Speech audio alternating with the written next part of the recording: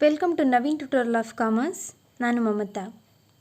ನಮ್ಮ YouTube channel Naveen tutorial of ಕಾಮರ್ಸ್ಗೆ ಇನ್ನೂ ಯಾರು ಸಬ್ಸ್ಕ್ರೈಬ್ ಮಾಡಿಲ್ಲ ಸಬ್ಸ್ಕ್ರೈಬ್ ಮಾಡಿ, ಹಾಗೆ ಬೆಲ್ ಐಕಾನನ್ನು ಒತ್ತೋದ್ರ ಜೊತೆಗೆ ಸದಾ ನೋಟಿಫಿಕೇಷನ್ಸ್ ತಗೊಳ್ಳಿ. ಹಾಗೆ ವಿಡಿಯೋನ ಪೂರ್ತಿ ನೋಡಿ ನಿಮ್ಮ ಫ್ರೆಂಡ್ಸ್ಗೆ ಶೇರ್ ಮಾಡಿ ಅಂತ ಹೇಳ್ತಾ, ಇವತ್ತಿನ ನಮ್ಮ ವಿಡಿಯೋ ದ್ವಿತೀಯ PUC ವ್ಯವಹಾರ ಅಧ್ಯಯನ ವಿಷಯಕ್ಕೆ ಸಂಬಂಧಪಟ್ಟಂತೆ ಅಧ್ಯಾಯ 8 ನಿಯಂತ್ರಿಸುವಿಕೆ. ಈ ಅಧ್ಯಾಯದ ಪ್ರಶ್ನೋತ್ತರಗಳು. ವಿಭಾಗ ಎ ಪ್ರಶ್ನೋತ್ತರಗಳು 1 ಅಂಕದ ಪ್ರಶ್ನೆಗಳು. ಪ್ರಶ್ನೆ ಸಂಖ್ಯೆ 1, ನಿಯಂತ್ರಿಸುವಿಕೆ ಎಂದರೇನು? ಉತ್ತರ: ನಿಯಂತ್ರಿಸುವಿಕೆ ಎಂದರೆ ಸಂಘಟನೆಯ ಕಾರ್ಯಚಟುವಟಿಕೆಗಳನ್ನು ಯೋಜನೆಗಳಿಗನುಗುಣವಾಗಿ ನಡೆಸಲಾಗಿದೆಯೇ ಎಂಬುದನ್ನು ಖಚಿತಪಡಿಸಿಕೊಳ್ಳುವುದಾಗಿದೆ. ಪ್ರಶ್ನೆ ಸಂಖ್ಯೆ 2, PERT, CPM, MIS ಅನ್ನು ವಿವರಿಸಿರಿ. PERT ಕಾರ್ಯಕ್ರಮ ಮೌಲ್ಯಮಾಪನ ಮತ್ತು ವಿಮರ್ಶಾ ವಿಧಾನ ಅಥವಾ ತಂತ್ರ. Programme evaluation and review technique. CPM ನಿರ್ಣಾಯಕ ಪಥ ಪದ್ಧತಿ, ಕ್ರಿಟಿಕಲ್ ಪಾತ್ ಮೆಥಡ್. MIS ನಿರ್ವಹಣಾ ಮಾಹಿತಿ ಪದ್ಧತಿ, ಮ್ಯಾನೇಜ್ಮೆಂಟ್ ಇನ್ಫಾರ್ಮೇಷನ್ ಸಿಸ್ಟಮ್. ಪ್ರಶ್ನೆ ಸಂಖ್ಯೆ 3, ಅನುಪಾತ ವಿಶ್ಲೇಷಣೆ ಎಂದರೇನು? ಉತ್ತರ: ಅನುಪಾತದ ವಿಶ್ಲೇಷಣೆ ಎಂದರೆ ಅನುಪಾತದ ಲೆಕ್ಕಾಚಾರಗಳ ಮೂಲಕ ಹಣಕಾಸಿನ ತಥ್ಯಗಳನ್ನು ವಿಶ್ಲೇಷಿಸುವುದಾಗಿದೆ. ಪ್ರಶ್ನೆ ಸಂಖ್ಯೆ 4, ಸಂಘಟನೆಯ ನಿಯಂತ್ರಣ ಕಾರ್ಯವು ಆಪ್ಷನ್ಸ್: ಎ ಭವಿಷ್ಯವನ್ನು ಚಿಂತಿಸುತ್ತದೆ, ಬಿ ಗತಿಸಿದ್ದನ್ನು ಅವಲೋಕಿಸುತ್ತದೆ, ಸಿ ಭವಿಷ್ಯ ಮತ್ತು ಗತಿಸಿದ್ದನ್ನು ನೋಡುವುದಾಗಿದೆ, ಡಿ ಮೇಲಿನವು ಯಾವುದೂ ಅಲ್ಲ. ಉತ್ತರ: ಸಿ ಭವಿಷ್ಯ ಮತ್ತು ಗತಿಸಿದ್ದನ್ನು ನೋಡುವುದಾಗಿದೆ. ಪ್ರಶ್ನೆ ಸಂಖ್ಯೆ 5, ನಿರ್ವಹಣಾ ಪರಿಶೋಧನೆಯು ಡ್ಯಾಶ್ ಕಾರ್ಯನಿರ್ವಹಣೆಯ ಮೇಲೆ ನಿಗಾ ವಹಿಸುವ ತಂತ್ರವಾಗಿದೆ. ಆಪ್ಷನ್ಸ್: ಎ ಕಂಪನಿ, ಬಿ ಕಂಪನಿಯ ನಿರ್ವಹಣೆ, ಸಿ ಷೇರುದಾರರು, ಡಿ ಗ್ರಾಹಕರು. ಉತ್ತರ: ಬಿ ಕಂಪನಿಯ ನಿರ್ವಹಣೆ. ಪ್ರಶ್ನೆ ಸಂಖ್ಯೆ 6, ಬಜೆಟ್ ಆಧಾರಿತ ನಿಯಂತ್ರಣಕ್ಕೆ ಡ್ಯಾಶ್ ಸಿದ್ಧಪಡಿಸುವ ಅವಶ್ಯಕತೆ ಇದೆ. ಆಪ್ಷನ್ಸ್: ಎ ತರಬೇತಿಯ ವೇಳಾಪಟ್ಟಿ, ಬಿ ಮುಂಗಡಪತ್ರ, ಸಿ ಜಾಲಬಂಧ ರೇಖಾಚಿತ್ರ, ಡಿ ಹೊಣೆಗಾರಿಕೆಯ ಕೇಂದ್ರಗಳು. ಉತ್ತರ: ಬಿ ಮುಂಗಡಪತ್ರ. ಪ್ರಶ್ನೆ ಸಂಖ್ಯೆ 7, ನಿಯಂತ್ರಿಸುವಿಕೆಯ ಪ್ರಕ್ರಿಯೆಯಲ್ಲಿ ಶಿಷ್ಟದ ಅರ್ಥವನ್ನು ನೀಡಿ. ಉತ್ತರ: ಶಿಷ್ಟಗಳು ನೈಜ ಕಾರ್ಯನಿರ್ವಹಣೆಯನ್ನು ಅಳೆಯುವ ಪ್ರಮಾಣಗಳಾಗಿವೆ ಮತ್ತು ಶಿಷ್ಟಗಳು ಒಂದು ಸಂಸ್ಥೆಯು ಸಾಧಿಸಲು ಇರುವ ಮಾನದಂಡಗಳಾಗಿ ಕಾರ್ಯನಿರ್ವಹಿಸುತ್ತವೆ. ಪ್ರಶ್ನೆ ಸಂಖ್ಯೆ 8, ಲೆಕ್ಕಪತ್ರ ನಿರ್ವಹಿಸುವಿಕೆಗೆ ಕೆಳಕಂಡ ಯಾವುದು ಅನ್ವಯಿಸುವುದಿಲ್ಲ? ಆಪ್ಷನ್ಸ್: ಎ ಹೂಡಿಕೆಗೆ ಕೇಂದ್ರ, ಬಿ ಲೆಕ್ಕಪತ್ರ ಕೇಂದ್ರ, ಸಿ ಲಾಭದ ಕೇಂದ್ರ, ಡಿ ಉತ್ಪಾದನಾ ವೆಚ್ಚದ ಕೇಂದ್ರ. ಉತ್ತರ: ಬಿ ಲೆಕ್ಕಪತ್ರ ಕೇಂದ್ರ. ವಿಭಾಗ ಬಿಯ ಪ್ರಶ್ನೋತ್ತರಗಳು 2 ಅಂಕದ ಪ್ರಶ್ನೆಗಳು. ಪ್ರಶ್ನೆ ಸಂಖ್ಯೆ 9, ನಿರ್ವಹಣಾತ್ಮಕ ನಿಯಂತ್ರಣವನ್ನು ವ್ಯಾಖ್ಯಾನಿಸಿರಿ. ಉತ್ತರ: ಕೂಟ್ಸ್ ಮತ್ತು ಓ ಡೊನೆಲ್ ರವರ ಪ್ರಕಾರ ನಿರ್ವಹಣಾತ್ಮಕ ನಿಯಂತ್ರಣವು ಯೋಜನೆಗಳಿಗನುಗುಣವಾಗಿ ಉದ್ದೇಶಗಳನ್ನು ಸಾಧಿಸುವುದು, ಖಾತರಿಪಡಿಸಲು ಶಿಷ್ಟಗಳ ಎದುರು ಸಾಧನೆಯನ್ನು ಅಳೆಯುವುದು ಮತ್ತು ವ್ಯತ್ಯಾಸಗಳನ್ನು ಸರಿಪಡಿಸುವುದನ್ನು ಸೂಚಿಸುತ್ತದೆ. ಪ್ರಶ್ನೆ ಸಂಖ್ಯೆ 10, ವ್ಯವಸ್ಥಾಪನ ನಿಯಂತ್ರಣದ ಯಾವುದಾದರೂ 2 ಸಾಂಪ್ರದಾಯಿಕ ತಂತ್ರಗಳನ್ನು ತಿಳಿಸಿರಿ. 1 ವೈಯಕ್ತಿಕ ಅವಲೋಕನ, 2 ಅಂಕಿ-ಅಂಶೀಯ ವರದಿಗಳು, 3 ಸಮವೇತ ವಿಶ್ಲೇಷಣೆ, 4 ಬಜೆಟ್ ಆಧಾರಿತ ನಿಯಂತ್ರಣ. ಪ್ರಶ್ನೆ ಸಂಖ್ಯೆ 11. ವ್ಯವಸ್ಥಾಪನಾ ನಿಯಂತ್ರಣದ ಯಾವುದಾದರೂ 2 ಆಧುನಿಕ ತಂತ್ರಗಳನ್ನು ಹೆಸರಿಸಿ. 1. ಹೂಡಿಕೆಯ ಮೇಲಿನ ಪ್ರತಿಫಲ. 2. ಅನುಪಾತ ವಿಶ್ಲೇಷಣೆ. 3. ಹೊಣೆಗಾರಿಕೆ ಲೆಕ್ಕಪತ್ರ ನಿರ್ವಹಣೆ. 4. ನಿರ್ವಹಣಾ ಪರಿಶೋಧನಾ. 5. ನಿರ್ವಹಣಾ ಮಾಹಿತಿ ವ್ಯವಸ್ಥೆ. ಪ್ರಶ್ನೆ ಸಂಖ್ಯೆ 12. ಸಮಚೇತ ವಿಶ್ಲೇಷಣೆಯ ಅರ್ಥ ತಿಳಿಸಿರಿ. ಉತ್ತರ: ಸಮಚೇತ ವಿಶ್ಲೇಷಣೆಯು ಒಂದು ತಂತ್ರವಾಗಿದೆ. ಸಂಸ್ಥೆಯ ವೆಚ್ಚಗಳು, ಪ್ರಮಾಣ ಮತ್ತು ಲಾಭಗಳ ನಡುವಿನ ಸಂಬಂಧವನ್ನು ಅಭ್ಯಸಿಸಲು ಬಳಸಲಾಗುತ್ತದೆ ಮತ್ತು ಕಾರ್ಯಚಟುವಟಿಕೆಯ ವಿವಿಧ ಹಂತಗಳಲ್ಲಿ ಸಂಭವನೀಯ ಲಾಭ ಮತ್ತು ನಷ್ಟ ನಿರ್ಧರಿಸಿ ಲಾಭವೂ ಇಲ್ಲದ ನಷ್ಟವೂ ಇಲ್ಲದ ಮಾರಾಟದ ಪರಿಣಾಮವನ್ನು ಸಮಚೇತ ಬಿಂದು ಎಂದು ಕರೆಯಲಾಗುತ್ತದೆ.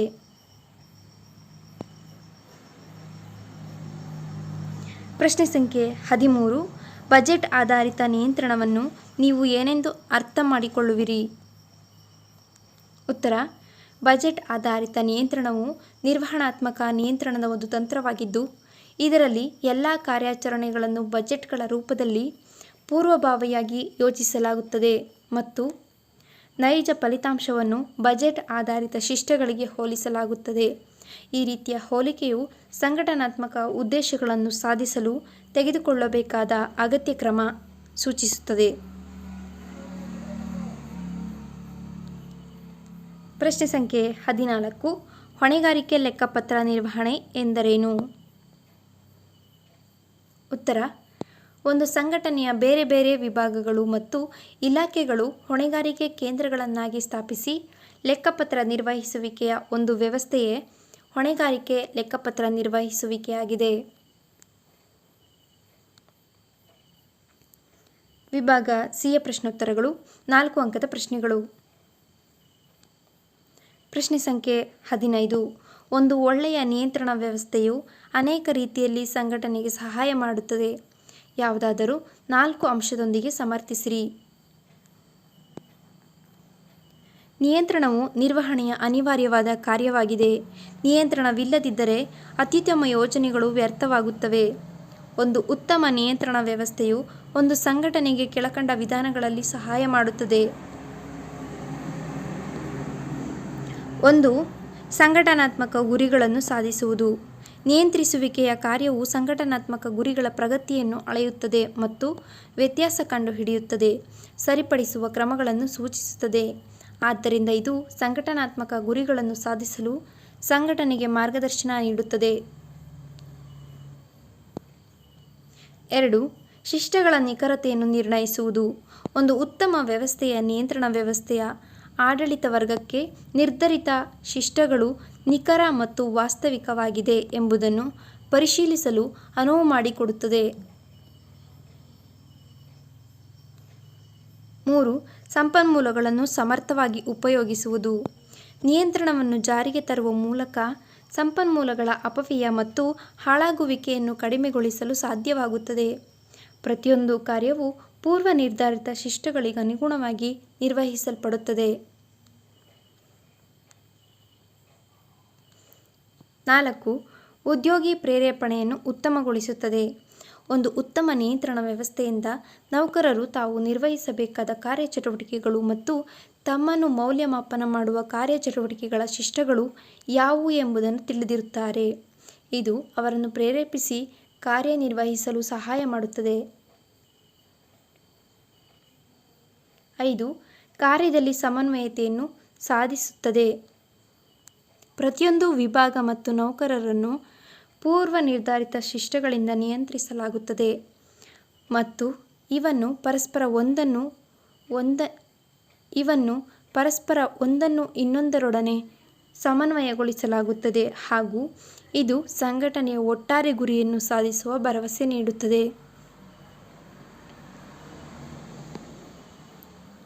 6. ಕ್ರಮಬದ್ಧತೆ ಮತ್ತು ಶಿಸ್ತನ್ನು ಖಾತರಿಗೊಳಿಸುವುದು. ನಿಯಂತ್ರಿಸುವಿಕೆಯು ಸಂಸ್ಥೆಯಲ್ಲಿ ಕ್ರಮಬದ್ಧತೆ ಮತ್ತು ವಾತಾವರಣವನ್ನು ಸೃಷ್ಟಿಸುತ್ತದೆ. ಇದು ನೌಕರರ ಚಟುವಟಿಕೆಗಳ ಮೇಲೆ ನಿಗಾ ಇರಿಸುವ ಮೂಲಕ ಅವರಲ್ಲಿ ಅಪ್ರಾಮಾಣಿಕತೆಯನ್ನು ಕಡಿಮೆಗೊಳಿಸಲು ಸಹಾಯ ಮಾಡುತ್ತದೆ. ಪ್ರಶ್ನೆ ಸಂಖ್ಯೆ 16. ನಿಯಂತ್ರಿಸುವಿಕೆಯ ಅನಾನುಕೂಲ ಅಥವಾ ಮಿತಿಗಳನ್ನು ವಿವರಿಸಿ. 1. ಪರಿಮಾಣಾತ್ಮಕ ಶಿಷ್ಟಗಳನ್ನು ನಿಗದಿಪಡಿಸಿರುವಲ್ಲಿ ಕಷ್ಟ.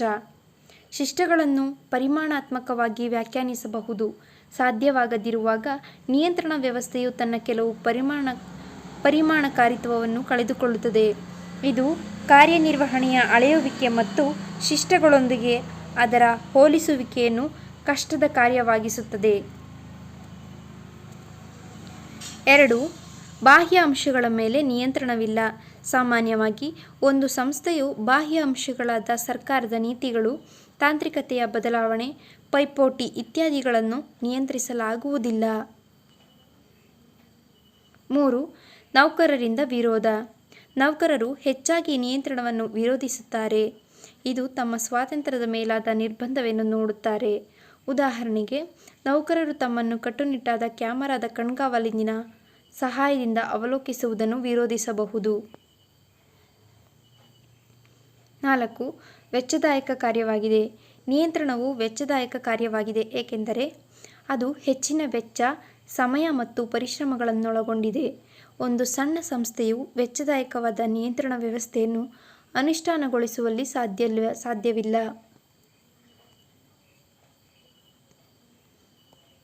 ಪ್ರಶ್ನೆ ಸಂಖ್ಯೆ 17.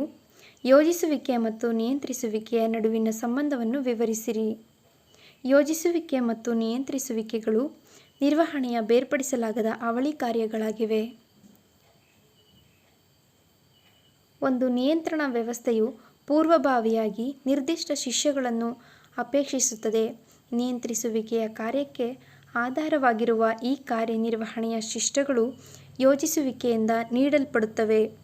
ಒಮ್ಮೆ ಯೋಜನೆಯನ್ನು ಕಾರ್ಯಾಚರಣೆಗೆ ತಂದ ನಂತರ ಯೋಜನೆಗಳಿಗನುಗುಣವಾಗಿ ಕಾರ್ಯಗಳು ನಡೆಯುತ್ತವೆ ಎಂಬುದನ್ನು ಖಚಿತಪಡಿಸಿಕೊಳ್ಳುವುದಕ್ಕಾಗಿ ಕಾರ್ಯದ ಪ್ರಗತಿಯನ್ನು ಗಮನಿಸಲು, ಅಳೆಯಲು ಮತ್ತು ವ್ಯತ್ಯಾಸಗಳನ್ನು ಕಂಡುಹಿಡಿಯಲು ಹಾಗೂ ಸರಿಪಡಿಸುವಿಕೆಯ ಕ್ರಮಗಳನ್ನು ತೆಗೆದುಕೊಳ್ಳಲು ನಿಯಂತ್ರಿಸುವಿಕೆಯು ಅವಶ್ಯಕವಾಗಿದೆ.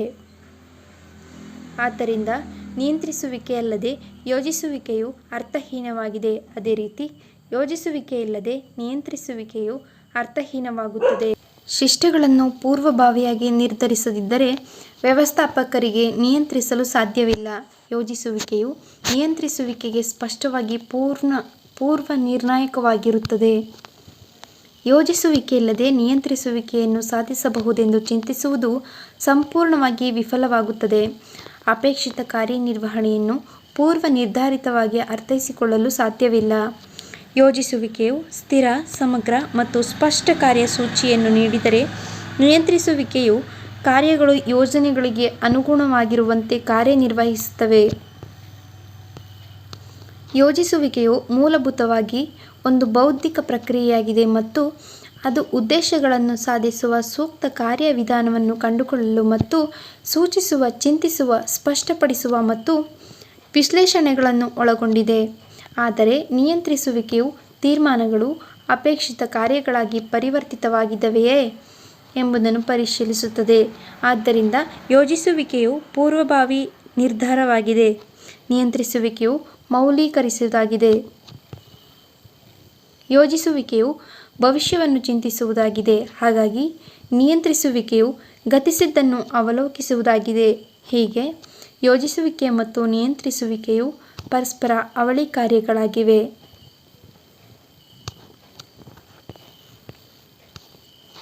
ಪ್ರಶ್ನೆ ಸಂಖ್ಯೆ 18.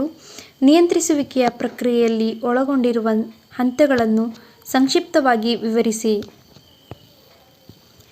ನಿಯಂತ್ರಿಸುವಿಕೆಯ ಪ್ರಕ್ರಿಯೆಯ ಹಂತಗಳೆಂದರೆ ಈ ಕೆಳಗಿನಂತಿವೆ. 1. ಕಾರ್ಯನಿರ್ವಹಣೆಯ ಶಿಷ್ಟಗಳನ್ನು ನಿರ್ಧರಿಸುವುದು. ಕಾರ್ಯನಿರ್ವಹಣೆಯ ಶಿಷ್ಟಗಳನ್ನು ನಿರ್ಧರಿಸುವುದು ನಿಯಂತ್ರಿಸುವಿಕೆಯ ಮೊದಲ ಹಂತವಾಗಿದೆ. ಶಿಷ್ಟಗಳು ನೈಜ ಕಾರ್ಯನಿರ್ವಹಣೆಯನ್ನು ಅಳೆಯುವ ಪ್ರಮಾಣಗಳಾಗಿವೆ ಮತ್ತು ಶಿಷ್ಟಗಳು ಒಂದು ಸಂಸ್ಥೆಯು ಸಾಧಿಸಲು ಪ್ರಯತ್ನಿಸುವ ಮಾನದಂಡಗಳಾಗಿ ಕಾರ್ಯನಿರ್ವಹಿಸುತ್ತವೆ. ಶಿಷ್ಟಗಳನ್ನು ಪರಿಮಾಣಾತ್ಮಕವಾಗಿ ಮತ್ತು ಗುಣಾತ್ಮಕವಾಗಿ ಎರಡೂ ರೀತಿಯಲ್ಲಿ ನಿರ್ಧರಿಸಬಹುದು. ಉದಾಹರಣೆಗೆ, ಮಾಡಬಹುದಾದ ವೆಚ್ಚ, ಗಳಿಸಬಹುದಾದ ಆದಾಯ, ಉತ್ಪಾದಿಸುವ ಮತ್ತು ಮಾರಾಟ ಮಾಡುವ ವಸ್ತುವಿನ ಪ್ರಮಾಣ, ಕಾರ್ಯವನ್ನು ನಿರ್ವಹಿಸುವ ಬೇಕಾಗುವ ಸಮಯ ಇವೆಲ್ಲವೂ ಪರಿಮಾಣಾತ್ಮಕ ಶಿಷ್ಟಗಳಾಗಿವೆ ಹಾಗೂ ಕೀರ್ತಿ ಮೌಲ್ಯ ಮತ್ತು ನೌಕರರ ಪ್ರೇರೇಪಣಾ ಮಟ್ಟವನ್ನು ಉತ್ತಮಗೊಳಿಸುವುದು ಗುಣಾತ್ಮಕ ಶಿಷ್ಟಕ್ಕೆ ಉದಾಹರಣೆಯಾಗಿದೆ.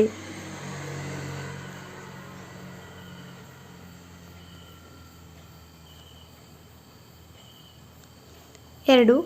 ನೈಜ ಕಾರ್ಯನಿರ್ವಹಣೆಯನ್ನು ಅಳೆಯುವುದು.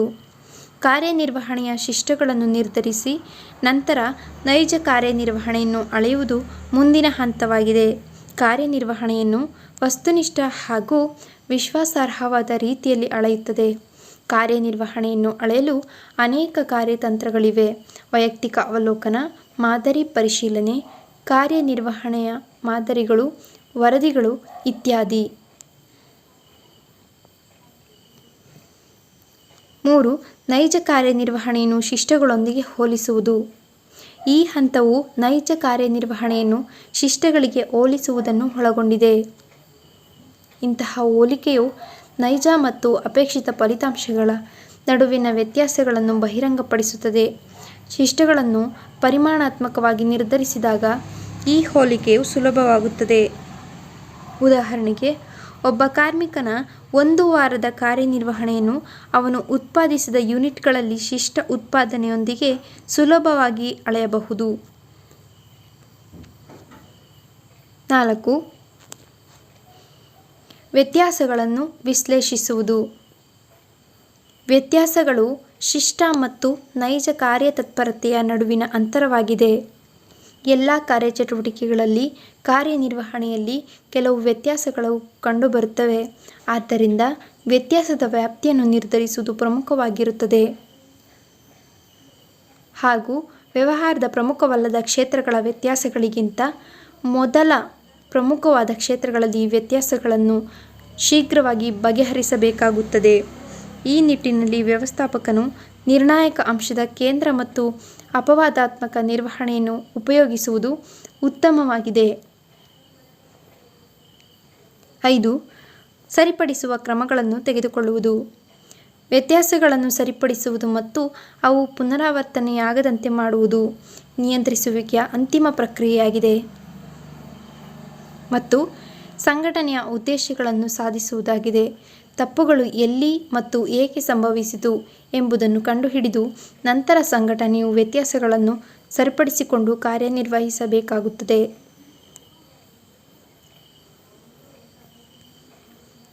ವಿಭಾಗ ಇ ಪ್ರಶ್ನೋತ್ತರಗಳು. ಪ್ರಾಯೋಗಿಕ ಪ್ರಶ್ನೆ. ಪ್ರಶ್ನೆ ಸಂಖ್ಯೆ 19. ಒಂದು ಸಂಸ್ಥೆಯು ವ್ಯವಸ್ಥಾಪಕರಾಗಿ ನೀವು ಅಳವಡಿಸಿಕೊಳ್ಳುವಂತಹ ಆಧುನಿಕ ತಂತ್ರಗಳನ್ನು ಯಾವುವು? 1. ಹೂಡಿಕೆಯ ಮೇಲಿನ ಪ್ರತಿಫಲ. 2. ಅನುಪಾತ ವಿಶ್ಲೇಷಣೆ.